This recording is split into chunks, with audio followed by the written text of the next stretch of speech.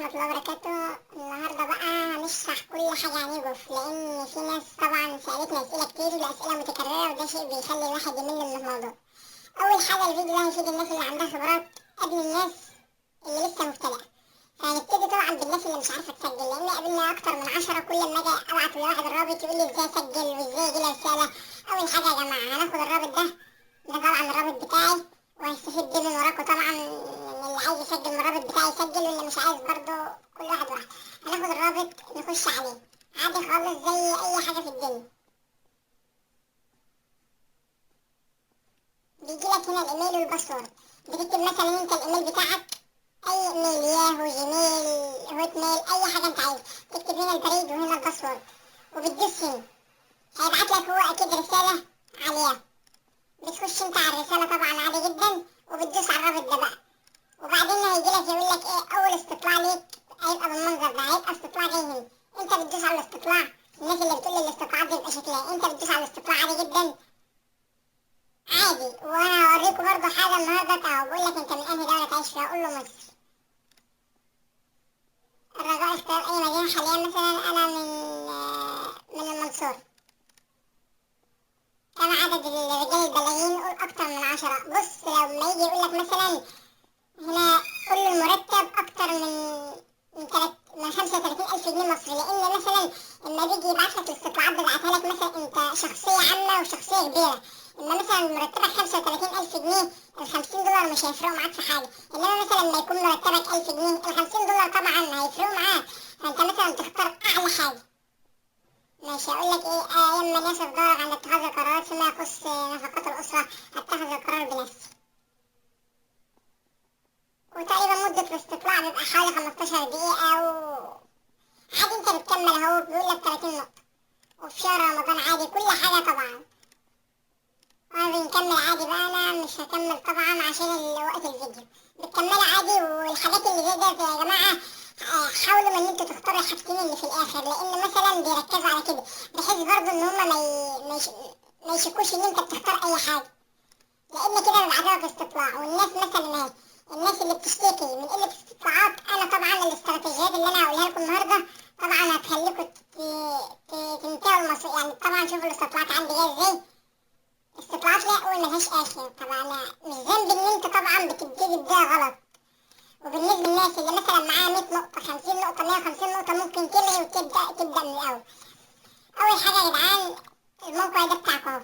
طبعا احنا بنكمل الاستطلاع عادي خالص. دلوقتي ده رابط الرسائل ده، إذا واحد سجل عن طريقك بالرابط ده أنت بتاخد 200 نقطة بس بعد هو ما يكمل 5 استطلاعات.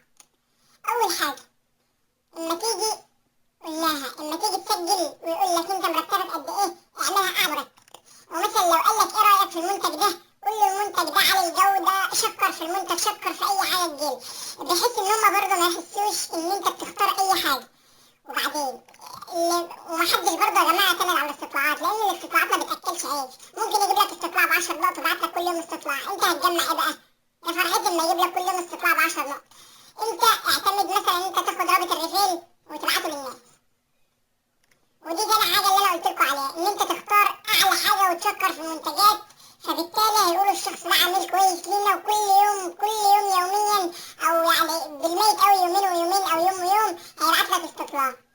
وهنا وتيرة الاستطلاعات خليها زي ما هي هنا كده، بتخش على تحرير وخليها أعلى حاجة ممكن تجيب، ما تجيبش الأسبوعين ولا مرتين في الشهر ولا شهرين، عادي خالص. الناس بقى اللي معاها 100 نقطة وشغالة بقالها شهور، طب ال 100 نقطة دول ينفعوهم في إيه يا جماعة؟ الغي التسجيل، ويا عم ما بقولكش سجل عن طريق، سجل من الموقع.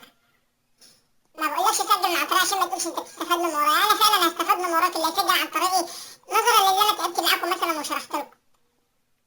وتالت حاجة، انت مثلا لو في ناس عندها الاي بي، بتغير الاي بي بتاعك تخليه لدولة الامارات. دي الناس مثلا اللي معاها ال1000 نقطة دول، طبعا انا جايبهم في اسبوعين. ناس هتقول لي انت مسجل من زمان، لا انا جايبهم في اسبوعين. في اسبوعين ان انا بتعب، يعني مثلا بقنع ناس ودي اعمل جروب وبشرح وبتعب، على الاقل باخد نقطه. انما انت مثلا واحد جاي تبص ان انا داخل الموقع ده اخد خلاص، اما انت تاخد فلوس من غير تعب ازاي؟ كل حاجه برضه ليها اساسيات. فيعني مثلا يعني انت بتاخد الرابط، بتاخد رابط الرسائل وتنشره. ومثلا الاستطلاعات زي ما قلت لك بتيجي هنا كل يوم وتاخد المرتب مصر يبقى ده احسن برضه. وهنا ساعات بتقوم مغير الاي بي بتاعك لدولة الامارات وبتخش على الموقع، فكده بتسهل لك الدنيا احسن.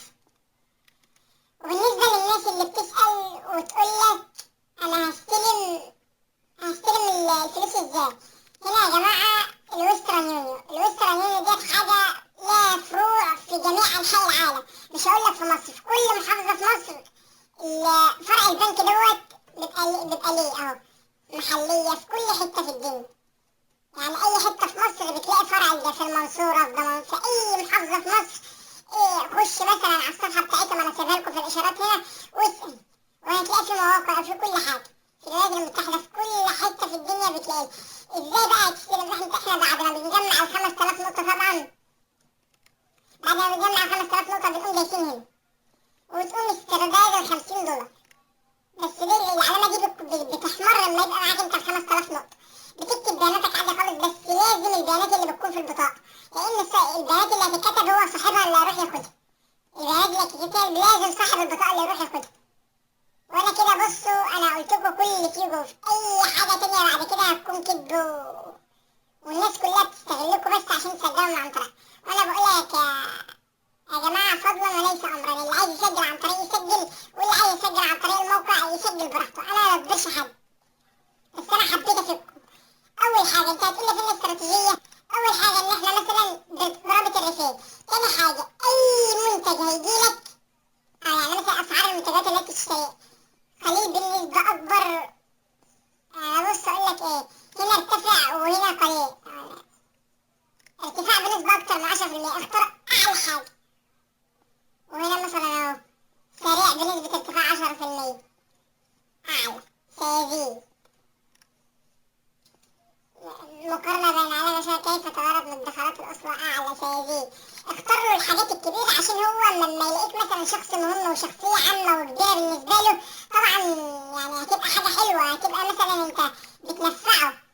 يعني مثلا ما شخصية زيك بتدي آراء لشركات كبيرة زي ديت، يعني حاجة كبيرة.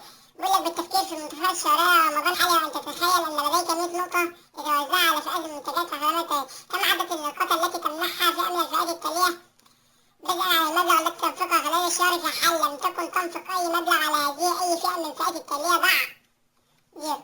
مثلا البقالة ده طبعا الناس كلها بتشتري منها، هنديها مثلا، ده شيء أساسي. البقالة هنديها مثلا، هنقول هنديها 30 نقطة. وخدمات الاتصال 10 نقط، والأجهزة الإلكترونية 10 نقط، كده 50 نقطة. المرافق المنزلية قول 10 نقط.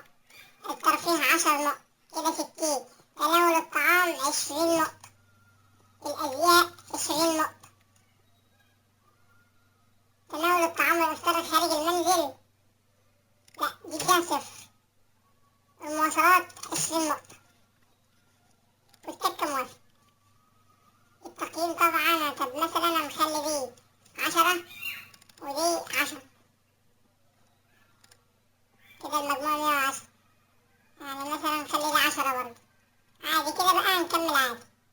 اي على اخر الشهر بهي فنادق مثلا، اعمل بعض واحدة مثلا انها تبقى ورا هنا، عشان ما يحسش ان انت مثلا برنامج روبوت او اي حاجة زي كده بتبوظ انت الدنيا. وبيجيلك استطلاعات يومية، وانا اوريكم الاستطلاعات اهي. الاستطلاعات جاية لها اول ما الاخر، هتقولي الاستطلاعات هي ما بتجيلي كل يوم، يوميا بتجيلي، لاني بنفذ الحاجة صح. كل حاجة بتجيلي كل يوم. اما انت هتقولي مفيش استطلاعات بتيجي، اول حاجة قلنا تعمل تغير رابط الاي بي. مثلا لو انت عايز يجيلك استطلاعات كل يوم، هتغير رابط الاي بي وتخليه دولة الامارات، وتخش كل يوم بعتاد. ونسيت اقول لكم الموقع ده ليه حساب على متجر بلاي، ليه حساب على ليه بتاع برنامج على متجر بلاي. هسيب لكم الرابط بتاعه تحت الفيديو عشان الناس اللي بتفتح من محمول تعرف تشتغل على الموقع، وانا هسيب لكم رابط البرنامج تحت الفيديو. يا ريت يعني يا جماعة الناس اللي هتسجل تسجل من الرابط بتاعي. يعني مش هقول لك امر، لو انت عايز تسجل براحتك، مش عايز برضه براحتك. وانا عملت اللي عليا وشرحت لكم كل حاجة، شرحت ازاي تسجل وايه ايه الحاجات اللي احنا هنستخدمها. ثواني بس هكمل الاستطلاع واوريكم الدنيا فيها ايه.